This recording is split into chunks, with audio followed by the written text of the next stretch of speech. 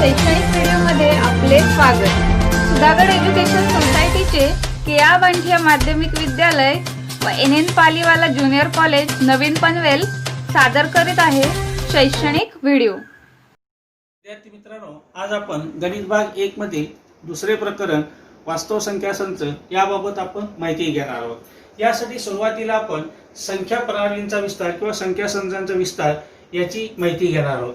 पहिल्या प्रकरणामध्ये आपण संच आणि संचाचे प्रकार पाहिलेले आहेत।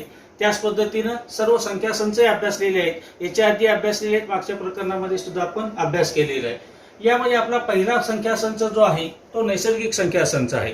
तो नैसर्गिक संख्या संच आपण एन या कॅपिटल अक्षराने दाखवलेला आहे आणि त्याच्यामधले घटक आपण महिरपी कंसामध्ये 1 2 3 4 या पद्धतीने लिहिलेले आहेत। याच्यामध्ये काय झालेलं आहे, 1 2 3 आणि 4 ह्या सर्व संख्या धनपूर्णांक आहेत।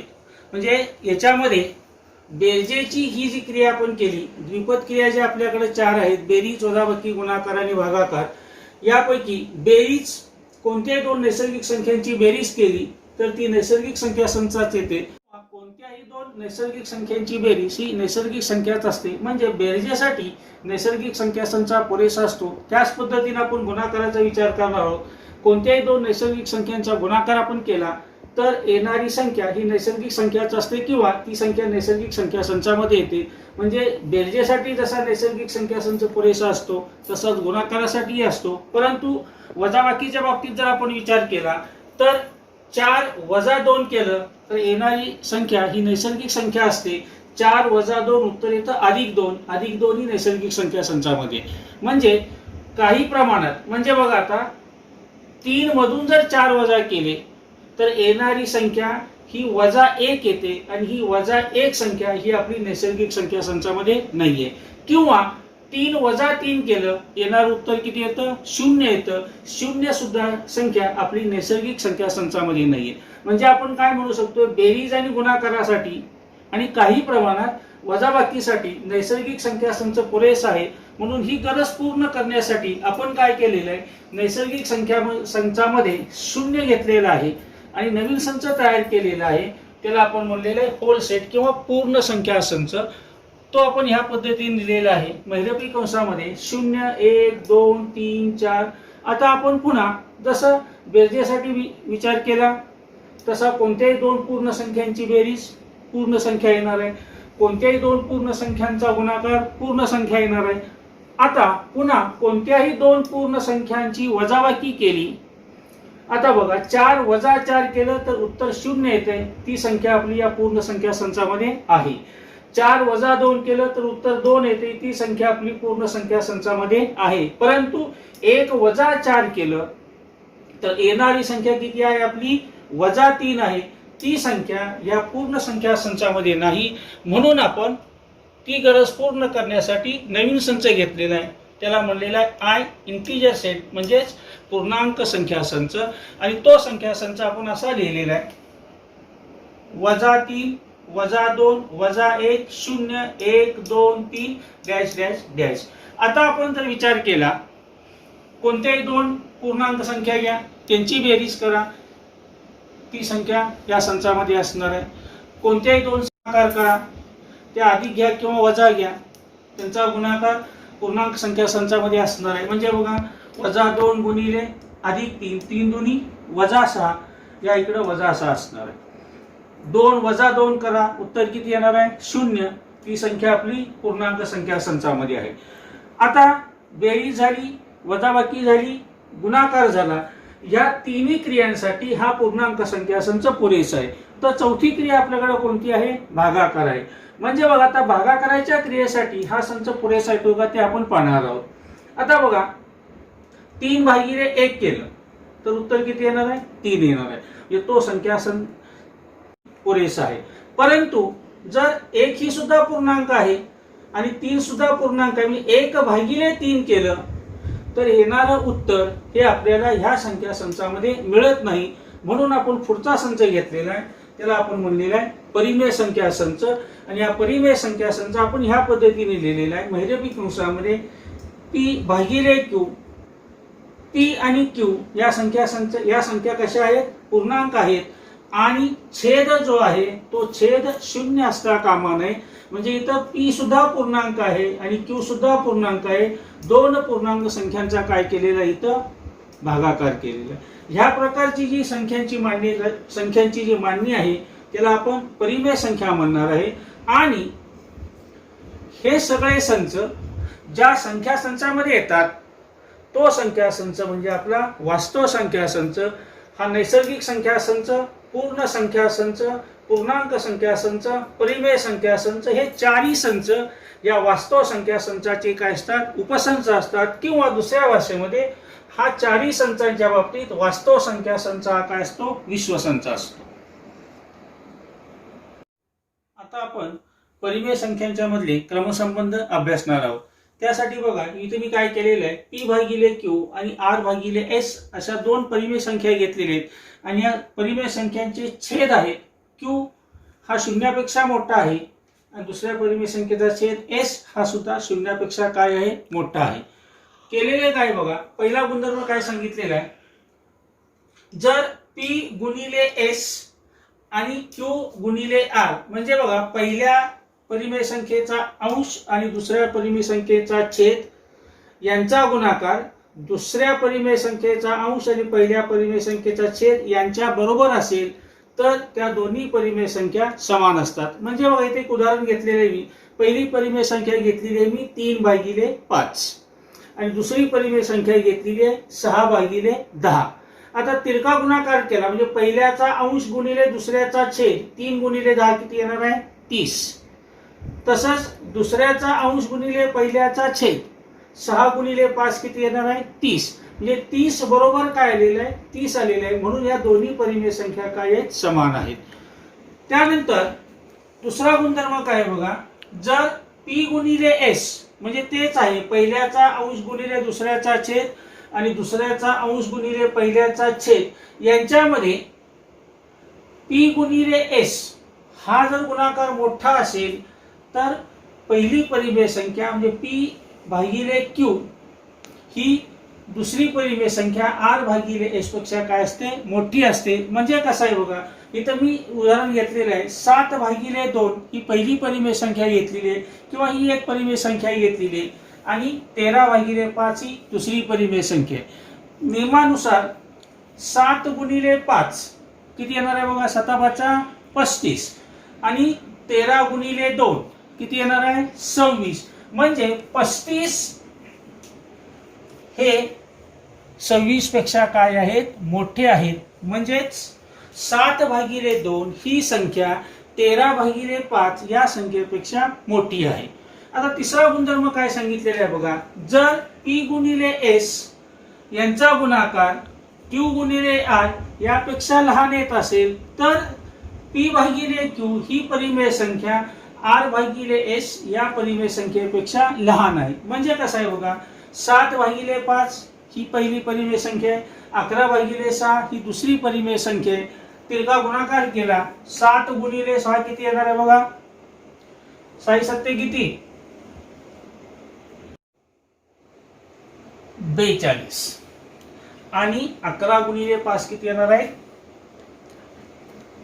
55. म्हणजे बघा 42 हे 55 पेक्षा काय आहेत लहान आहेत. म्हणजेच 7/5 ही संख्या 11/6 पेक्षा काय आहे लहान आहे. अशा पद्धतीने हे परिमेय संख्यांच्या क्रमसंबंधाचे गुणधर्म आहेत. आपण परिमेय संख्यांचे अजून काही गुणधर्म अभ्यासणार आहोत.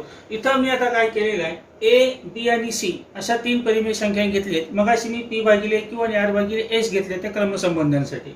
इथं मी ए बी आणि सी या 3 परिमेय संख्या घेतलेल्या आहेत. तर त्यांच्यामध्ये आपल्याला पहिला गुणधर्म जो आहे तो क्रमनिरपेक्षताचा बघणार आहे. म्हणजे काय आहे जी पहिली परिमेय संख्या ए आहे त्याच्यामध्ये बी मिळवली त्याचं उत्तर हे बी मध्ये जर मी ए संख्या मिळवली तर येणारी दोन्ही उत्तरं काय असतात सारखी असतात. म्हणजे ए अधिक बी म्हणजेच काय आहे बी अधिक ए याला बेरजेच्या क्रमनिरपेक्षतेचा गुणधर्म म्हणलेला आहे. त्याच पद्धतीनं तोच क्रमनिरपेक्षतेचा गुणधर्म गुणाकारासाठी आपण असा बघणार आहे ए गुणिले बी म्हणजेच काय आहे बी गुणिले ए. जसं 3 गुणिले 4 म्हणजेच 4 गुणिले 3 उत्तर येणार आहे सारखंच येणार आहे. याला गुणाकाराचा क्रमनिरपेक्षतेचा गुणधर्म म्हणलेला आहे. त्यानंतर दुसरा गुणधर्म आहे साहचर्य. याच्यामध्ये काय केलेलं आहे बघा, ए आणि बी या पहिल्या दोन परिमेय संख्यांची बेरीज केलेली आहे, त्याच्यामध्ये तिसरी संख्या सी मिळवलेली आहे. नंतर मी काय केलेलं आहे, पहिली संख्या तशीच ठेवलेली आहे आणि त्याच्यामध्ये काय केलेलं आहे, बी आणि सी या दोन्ही दुसऱ्या आणि तिसऱ्या संख्येची बेरीज पहिल्या संख्येमध्ये मिळवलेली आहे. म्हणजे काय झालेलं आहे, ए अधिक बी अधिक सी. साहचर्यानं काय झालेलं आहे बघा, पहिल्या दोघांच्या बेरीजमध्ये तिसरी संख्या मिळवली तर येणारं उत्तर हेच पहिल्या संख्येमध्ये दुसऱ्या आणि तिसऱ्या संख्येची बेरीज मिळवली तर येणारी दोन्ही उत्तर कशी येतात, समान येतात. याला बेरजेच्या सहचार्याचा गुणधर्म म्हणलेला आहे. तोच गुणाकारासाठी कसा आहे बघा, ए या परिमेय संख्येचा गुणाकार दुसरी परिमेय संख्या आणि तिसरी परिमेय संख्या बी आणि सी म्हणजे ए गुणिले बी गुणिले सी असा केला आणि पहिली आणि दुसरी परिमेय संख्या यांचा गुणाकार ए गुणिले बी, आलेल्या उत्तराचा गुणाकार मी तिसऱ्या परिमेय संख्येशी केला तर येणारी दोन्ही उत्तरं काय असतात, सारखी असतात. म्हणजे शेवटी काय असणार आहे, ए गुणिले बी गुणिले सी म्हणजे तीन परिमेय संख्यांचा सरळ गुणाकार आहे, ए गुणिले बी गुणिले सी. याला आपण गुणाकाराचा साहचर्य म्हणलेलं आहे. आणि शेवटचा पुढचा गुणधर्म आहे बेरजेचा अविकारक.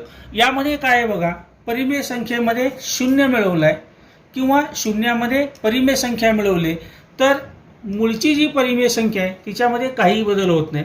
म्हणजे कोणत्याही परिमेय संख्येमध्ये शून्य मिळवला किंवा शून्यामध्ये कोणतीही परिमेय संख्या मिळवली तर मूळ संख्या तशीच कायम राहते. याला बेरजेचा अविकारक म्हणलेलं आहे. गुणाकाराच्या अविकारकामध्ये काय बघा, कोणत्याही परिमेय संख्येचा गुणाकार 1शी केला किंवा 1ला कोणत्याही परिमेय संख्येनं गुणलं तर मूळची परिमेय संख्या तशीच राहते. याला गुणाकाराचा अविकारक म्हणलेला आहे. आणि शेवटचा गुणधर्म आहे व्यस्ताचा गुणधर्म.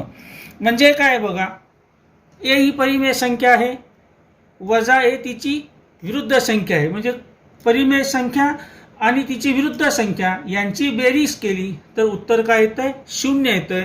याला म्हणलेला आहे व्यस्ताचा बेरजेचा परिमेय संख्येचा गुणधर्म.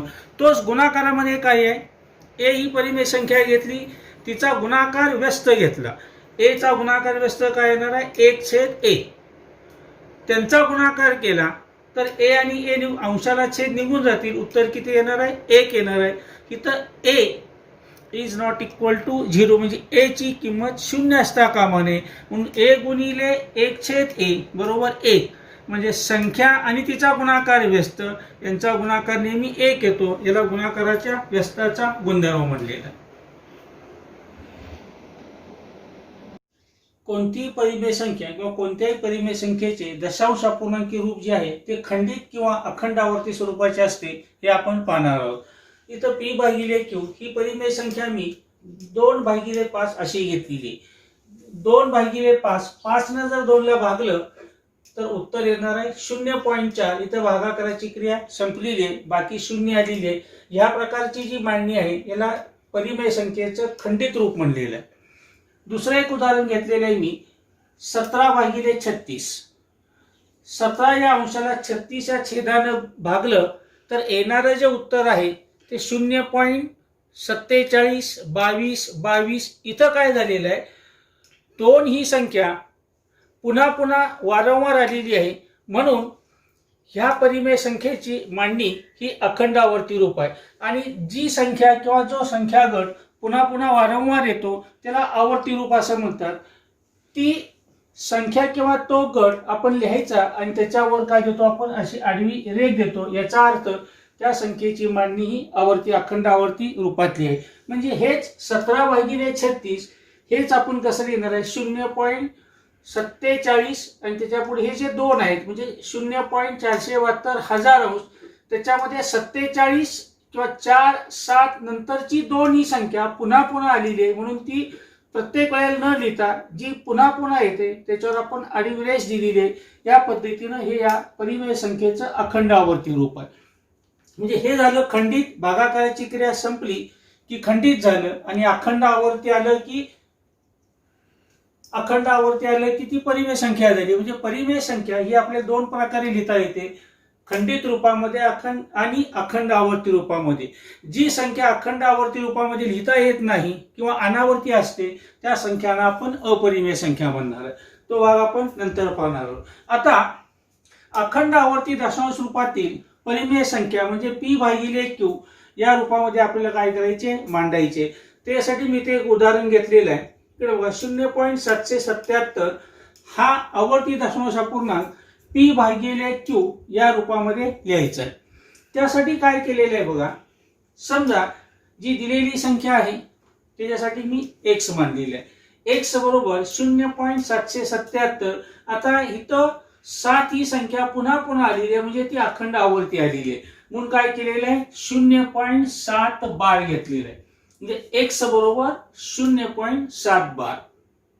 आता दशांश चिन्हाच्या पलीकडे 0.7 दशांश आहे म्हणून काय घेतलेलं आहे x बरोबर जसं 0.7 दशांश घेतलेलं आहे तसं 10x बरोबर 7.7 बार किंवा 7.777 त्याच्याऐवजी 7.7 बार घेतलेली. कारण इथं काय आहे दशांश आहे, शतांश असेल तर आपण 100 घेणार आहे. तसं 0.7 दशांश आहे म्हणून 10x घेतलेलं आहे आणि ते मी या पद्धतीने लिहिलेलं आहे 7.7 बार. नंतर काय केलेलं आहे 10x वजा x या दोघांची वजाबाकी केलेली आहे. 10x वजा x हे कसं आलेलं आहे बघा 7.7 बार 7.7 बार वजा 0.7 दशांश. वजाबाकी केल्यानंतर 10x मधून x गेला किती आलेले 9x. 7.7 दशांश बार वजा 0.7 दशांश बार यांची वजाबाकी केली तर आपल्याला मिळणार आहेत किती 7 मिळणार आहे.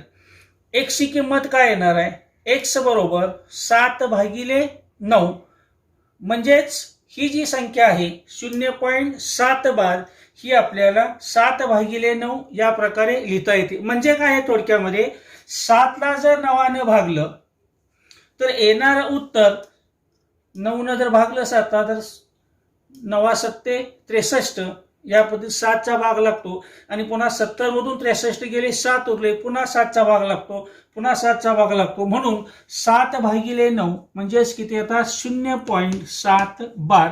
या पद्धतीनं अखंड आवर्ती दशांश रूपातील परिमेय संख्यांची ही मांडणी आपण या पद्धतीने केलेली आहे.